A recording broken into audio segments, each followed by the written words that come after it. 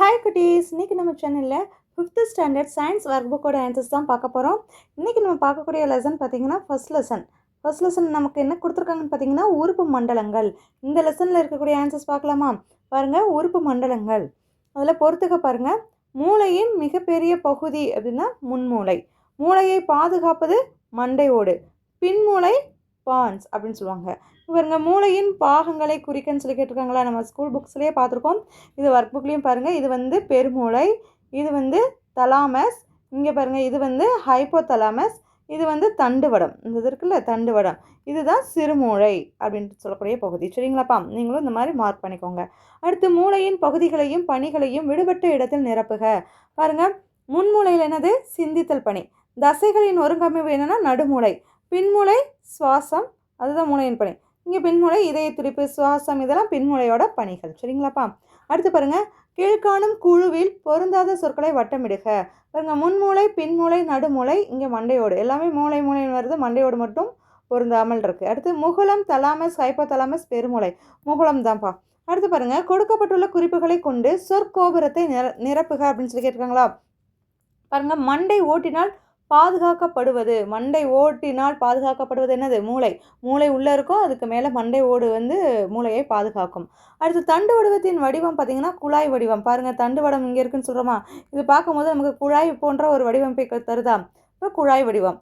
அடுத்து புத்தி கூர்மைக்கு காரணமானவன் யாருன்னா முன்மூளை. நம்ம புத்தி எப்படி வேலை செய்யுது, உனக்கு புத்தியே வேலை செய்யலையா அப்படின்னு சொல்லிலாம் வீட்டில் திட்டுவாங்க பார்த்தீங்களா? அப்போ அதுக்கு காரணம் எதுனா முன்மூளை தான். நம்ம அதிகமாக யோசிக்கிறோம், நல்லா விளையாடுறோம், நல்லா டக்குன்னு ஆன்சர் பண்ணுறோன்னா அதுக்கும் காரணம் முன்மூளை தான். அடுத்து மூளையை பாதுகாப்பது எது? மண்டை ஓடு. அப்புறம் முதுகெலும்புடன் இணைந்து காணப்படுவேன் என்ன? மூளைத்தண்டு. மூளைத்தண்டும் முதுகெலும்பும் ஜாயின் பண்ணிவிடுவாங்க. சரிங்களா? முதுகெலும்புடன் இணைந்து காணப்படுவது மூளைத்தண்டு. அடுத்து நம்ம பார்க்க போகிறது சுவாச மண்டலம். சுவாச மண்டலம்னா என்னதுப்பா? நிறையெல்லாம் பார்க்குறோம்ல. பாருங்கள், நாசியில் ஏறிடும் அப்படின்னு சொல்லுவாங்களா? அது சுவாச மண்டலத்தின் ஆரம்பம். சுவாச மண்டலத்தின் ஆரம்பம், அதோட பேர் என்னென்னா நாசி. நுரையீரல் வந்து சுவாச மண்டலத்தின் முதன்மை உறுப்பு. சுவாச தசைகள் வந்து உதரவிதானம் மற்றும் உட்புற தசைகள் தான் சுவாச தசைகள். அடுத்து உள்மூச்சு என்ன வாங்கும்? ஆக்சிஜனை உள்ளிழுக்கும், வெளியே விடும் போது கார்பன் டை ஆக்சைடு வெளியே விடும். நமக்கு சுவாசிக்கிறோம்ல, சுவாசிக்கும் போது உள்ளிழுக்கக்கூடிய மூச்சு ஆக்சிஜன், நம்ம வெளியே விடக்கூடிய அந்த காற்று வந்து கார்பன் டை ஆக்சைடு. சரிங்களாப்பா? அடுத்து பாருங்கள், மூச்சு காற்று செல்லும் சரியான வழியை கண்டுபிடித்து வரைக. ஃபஸ்ட்டு நம்ம எதை ஸ்டார்ட் பண்ணணும் சொல்லுவோம்? நாசி தான். நாசி, அப்புறம் நாசிக்குழி, அடுத்து தொண்டை, அடுத்து குரல் வளை, அப்புறம் மூச்சுக்குழல், அடுத்து மூச்சு கிளைக்குழல், மூச்சு சிறுகுழல், அடுத்து மூச்சு சிற்றறை. இப்படி தான்ப்பா மூச்சு காற்று வந்து நமக்கு செல்லக்கூடிய சரியான வழி. இப்போ நாசியில் ஏறும், நாசி குழிக்கு போகும், அப்புறம் தொண்டைக்கு வரும், அப்புறம் குரல் வளை இருக்குல்ல அங்கே, அப்புறம் மூச்சு குழலுக்கு போகும், மூச்சு கிளைக்குழல், மூச்சு சிறுகுழல், அப்புறம் மூச்சு சிற்றறை, சின்ன சின்ன அறைகள்லாம் இருக்கும், அந்த அறைக்குள்ளே தான் காற்று போகும். அப்புறம் வெளிவடுறதும் அதே வழியாக தான் வெளியே வரும். அடுத்து பாருங்கள், விடுபட்ட கட்டங்களை நிரப்புக. அதே தான்ப்பா. ஃபஸ்ட்டு நாசி, நாசிக்குழி, தொண்டை, குரல் வளை, மூச்சுக்குழல், மூச்சு கிளைக்குழல், மூச்சு சிறுகுழல், மூச்சு சிற்றறை. சரிங்களா? அடுத்து பாருங்கள், செரிமான மண்டலம் பார்க்கலாமா? தவறான இணைக்கு இன்ட்டு குறியீடு அப்படின்னு கேட்டிருக்காங்க.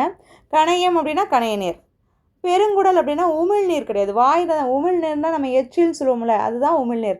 வாயில் தான் அது சுரக்கும். ஆனால் இங்கே பெருங்குடல்னு சொல்லி கொடுத்துருக்காங்க, அது தவறு. கல்லீரலில் பித்த நீர். பற்கள் வந்து என்ன செய்யும்? அரைத்தல் பணியை செய்யுது. அப்போ எல்லாமே சரி, பெருங்குடல் உமிழ்நீர் என்பது மட்டும் தவறு. அடுத்து உணவு பாதையின் உறுப்புகளை நிரப்புக. பாருங்கள், நமக்கு உணவு எப்படி போகுது? வாயிலிருந்து சாப்பிட்றோம், இங்கே தொண்டைக்குழி வழியாக இந்த உள்ளே போய் இங்கே தான் நம்ம உணவு குழல் வருதுலப்பா. இப்படி தானப்பா உள்ள நம்ம பாடி உடம்போட அமைப்பு இப்படி தான் இருக்கும். பாருங்கள், இது வாய், இது வந்து உணவு குழாய். சரிங்களா? அடுத்து இது பார்த்திங்கன்னா இதுதான் கல்லீரல். இதுதான் என்னது? கல்லீரல். இது வந்து மண்ணீரல். பாருங்கள், இந்த ஷேப்பில் இருக்கிறது மண்ணீரல். அடுத்து பார்த்திங்கன்னா கணையம். கணையத்தோட வடிவமைப்பு இந்த மாதிரி தான் இருக்கும். அடுத்து பித்தப்பை. பாருங்கள், க்ரீன் கலரில் கொடுத்துருக்காங்களா? பித்தப்பை. அதுக்கடுத்து சிறுகுடல். சிறுகுடல் இந்த இருக்குது பாருங்கள், சிறுகுடல். இது வந்து பெருங்குடல், சாரி, இது வந்து மலவாய். இது மலக்குடல் சொல்லுவாங்க, இது மலவாய். சரிங்களா? அப்போ நமக்கு இந்த மாதிரி ஒரு செட்டப்பில் தான் உள்ளேயும் இருக்கும். ஃபஸ்ட்டு உணவு குழாய், மண்ணீரல், கல்லீரல், பித்தப்பை எல்லாமே இந்த வயிற்று பகுதிகளில் காணக்கூடிய உறுப்புகளாக இருக்கும். சரிங்களாப்பா?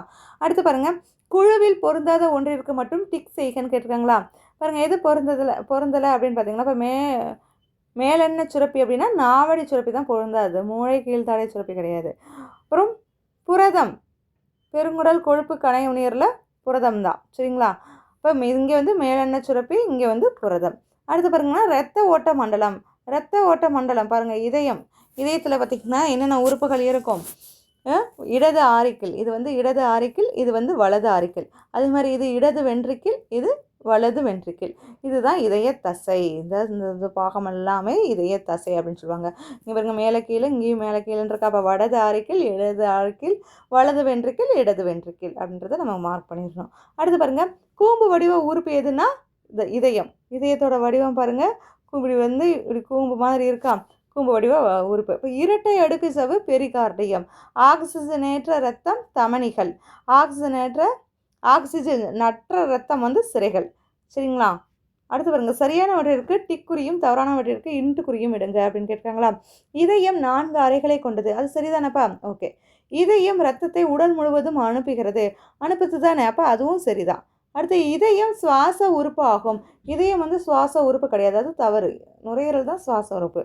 அடுத்து, இதயம் இரட்டை அடுக்கு ஜவ்வாலானது. 2 அடுக்கு ஜவ்வாலானது இதயம், அதுவும் சரிதான். அடுத்து நம்ம பார்க்க போகிறது கழிவு நீக்க மண்டலம். பார்க்கலாமா? சிறுநீரகத்தின் பாகங்களை குறிக்கன்னு கேட்டிருக்காங்க பாருங்கள். சிறுநீரகம் தான் கழிவு நீக்க மண்டலம். பாருங்கள், இது என்னது? இடது சிறுநீரகம். இது வந்து வலது சிறுநீரகம். இதுதான் சிறுநீர் பை. அது வந்து இந்த குழாய், சிறுநீர் குழாய். இது சிறுநீர் புற வழி. இந்த வழியாக தான் நமக்கு சிறுநீர் வழியே வரும். சரிங்களா? இப்போ வலது சிறுநீரகம், இடது சிறுநீரகம், சிறுநீர் குழாய். இது வந்து சிறுநீர் பை. இங்கே தான் சிறுநீர் புற வழி. ஓகேவாப்பா? அடுத்து பாருங்கள், சரியான விடையை டிக் செய்க. சிறுநீரகங்களை சிறுநீர் பையுடன் இணைப்பது சிறுநீர் குழாய். அடுத்து, சிறுநீரகத்தின் செயலழகு நெப்ரான். அடுத்து, தற்காலிகமாக சிறுநீரை சேமித்து வைப்பது எதுனா சிறுநீர் பை. சரிங்களாப்பா? அடுத்து பாருங்க, சிறுநீரக பாதையை வரிசைப்படுத்தி எழுதுக. ஃபர்ஸ்ட்லேருந்து நம்ம இங்கே சிறுநீரக பாதையை நம்ம பார்த்தோம்ல, எப்படியெல்லாம் வருதுன்ட்டு அதை வரிசைப்படுத்தி எழுதணும்னு சொல்லியிருக்காங்க. இப்போ ஃபஸ்ட்டு பார்த்திங்கன்னா, சிறுநீரகம், சிறுநீர் குழாய், சிறுநீர் பை, சிறுநீர் புறவழி. சரிங்களா? அடுத்து பாருங்கள், மாத தேர்வு உங்களுக்கு கொடுத்துருக்காங்க. இங்கே ஒரு பத்தி கொடுத்துருக்காங்க. அந்த பத்தியை நல்லா பார்த்துக்கோங்க. கீழே என்ன கேட்கப்பட்ட வினாக்களுக்கு விடையளிக்கணும். காற்றை உள்ளிழக்கவும் வெளியேற்றவும் நுரையீரலுக்கு உதவுவது சுவாச தசைகள். அடுத்து, கொழுப்பை செரிக்க உதவும் எது? பித்தநீர் மற்றும் கணைய நீர். கொழுப்பு சார்ந்த உணவுப் பொருட்கள்லாம் சாப்பிட்றோம்ல, அதை செரிமானம் செய்கிறதுக்கு, டைஜஸ்ட் ஆகிறதுக்கு எது உதவி செய்யுது அப்படின்னா பித்தநீர் மற்றும் கணைய நீர். அடுத்து, ஆக்சிஜனேற்ற ரத்தத்தை எடுத்து செல்வது எது? நுரையீரல், சிரை மற்றும் தமனிகள். சரிங்களா? அடுத்து, சிறுநீரகம் ரத்தத்தை சுத்திகரிக்கும் போது அதனை வடிகட்டி என்ன பண்ணும்? சத்துக்களை வெளியேற்றுகிறது. அது வடிகட்டி என்ன செய்யுது? சத்துக்களை வெளியேற்றுகிறது. அடுத்து பாருங்க, எது கட்டளை மையத்தின் பாகம் அல்ல அப்படின்னு கேட்டாங்கன்னா தண்டுவடம். தண்டுவடம் தான் கட்டளை மையத்தின் பாகம் அல்ல. அடுத்து, வளரறி மதிப்பீடு பார்க்கமா? கொடுக்கப்பட்டுள்ள படத்தில் காண்பது போல ஒருவர் இறுக கட்டப்பட்டுள்ள கயிற்றின் மீது நடக்கும்போது அவருடைய உடலை சமநிலையில் வைத்திருக்க உதவும் உறுப்பு எதுனா நடுமுலை தான்ப்பா. இப்போ நம்ம ஒரு கயிற்று மேலே நிற்கிறோம், ஒரு உன்னிப்பாக அதை மட்டும் கவனிக்கணும் அப்படின்னா அதுக்கு உதவுவது நடுமுலை. அடுத்து பாருங்கள், மணியின் அம்மா கடையில் இருந்து 5 பொருட்களை வாங்கி வர சொன்னார். மணியும் மறக்காமல் 5 பொருட்களையும் வாங்கி வந்தான். அவன் நினைவாற்றலோடு வாங்கி வர காரணமான மூளையின் பகுதி எதுனா முன்மூளை. முன்மூளை தான் என்ன செய்யும்? யோசிக்கும் அப்படின்னு சொல்கிறோமா? நல்லா புத்தி வந்து வேலை செய்யும். நம்ம சொன்னது ஞாபகமாக இருக்கிறது. அடுத்து, கீழ்காண்பனவற்றுள் சுவாசத்தின் போது காற்று பயணிக்கும் சரியான பாதை எதுனா நாசி, மூச்சுக்குழல், மூச்சு சிற்றறை. அடுத்து பாருங்க, தவறான இணையை தேர்ந்தெடுனா இதயத்தின் அறைகள் 5ன்னு கொடுத்துருக்காங்க. தவறு 4 தான் இதயத்தின் அறைகள். அடுத்து, சரியான கூற்று எது அப்படின்னா செரிமான மண்டலத்தில் உணவு குழலானது சுருண்ட அமைப்பை உடையது. செரிமான மண்டலத்தில் உணவு குழல் எப்படி இருக்கும்? அப்படி சுருண்ட அமைப்பில் தானே இருந்துச்சு, பார்த்தோம்ல. அடுத்து, கணையம் பித்த நீரை சுரக்கிறது. சரி, இதெல்லாம் கிடையாது. இதுதான் சரியான கூற்று. அடுத்து பாருங்க, படத்தில் அம்புக்குறியிட்டுள்ள பாகம் எது? இது என்னன்னு கேட்டிருக்காங்க. இது வந்து சிறுநீர் குழாய். அடுத்து பாருங்கப்பா, சிறுநீரகத்தின் பணி என்ன பணி? ரத்தத்தை சுத்திகரித்து கழிவுகளை வெளியேற்றுதல் தான் சிறுநீரகத்தின் பணி. அடுத்து, இதயத்தை சுற்றியுள்ள இரட்டை அடுக்கு ஜவ்வின் பெயர் என்னன்னா பெரிகார்டியம். அடுத்து பாருங்க, கீழ் காண்பனவற்றுள் கல்லீரலில் சுரப்பது எது? இப்போ கல்லீரலில் சுரப்பது பித்த நீர் மட்டும் தான் கல்லீரலில் சுரக்குது. சுவாச மண்டலத்தின் முதன்மை உறுப்பு எதுனா நுரையீரல்கள். இப்போ நமக்கு தெரியும்ல, சுவாசம்னாலே நமக்கு முதன்மையான உறுப்பு நுரையீரல். இல்லாமல் நம்மளால் சுவாசம் பண்ண முடியாது. இப்போ நுரையீரல்கள் தான் சுவாச மண்டலத்தின் முதன்மையான உறுப்பு. இப்போ இங்கே வந்து நம்ம மார்க் பண்ணியிருக்கக்கூடிய அந்த ஆன்சர் ஆப்ஷன்லாம் இங்கே நீங்கள் எடுத்து கலர் ஷேர் பண்ணிக்கிறணும். சரிங்களாப்பா? அதை பார்த்துக்கோங்க. இதோட ஃபஸ்ட் லெசனுக்கு உண்டான ஆன்சர்ஸ்லாம் நம்ம கம்ப்ளீட் பண்ணியாச்சு. ஏதாவது டவுட் இருந்துச்சுன்னா கமெண்ட் செக்ஷனில் கமெண்ட் பண்ணுங்கள் குட்டீஸ். தேங்க்யூ.